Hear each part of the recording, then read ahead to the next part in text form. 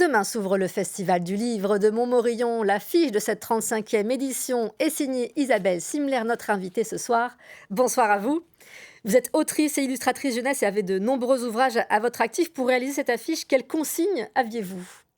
L'idée, c'était à la fois d'entrer dans l'esprit du festival et en même temps de faire écho à mon univers.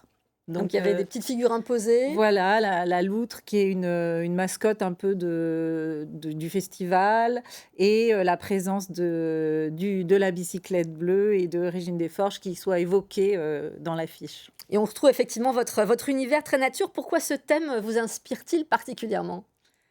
C'est un thème qui est très présent dans tous mes ouvrages. Le vivant est vraiment au cœur de mon travail et ma démarche de dessin passe vraiment par ce souci d'observation, de détail. Et c'est vraiment l'observation qui est à l'origine du dessin, qui est déclencheur du dessin. C'est lié à un souvenir d'enfance aussi? Ouais, j'ai toujours eu ce rapport au dessin. J'ai une mamie qui dessinait beaucoup les fleurs, les jardins et effectivement, c'est souvent un adulte qui va donner envie, d'aller vers le dessin et c'est vraiment en l'observant que j'ai eu envie de l'imiter, comme font souvent les enfants.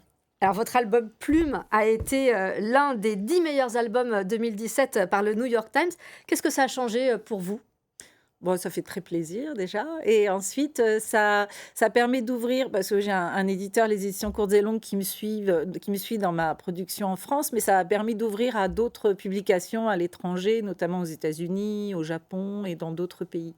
Alors votre trait est empreint de poésie avec cette allure un peu de stylo bille. Comment est-ce que vous travaillez vos dessins? Alors moi, j'aime bien utiliser beaucoup de couleurs mais c'est ce qui donne aussi ce sentiment de réalité, c'est de mettre une profusion de nuances et donc je dessine beaucoup au crayon de couleur et à la tablette graphique aussi.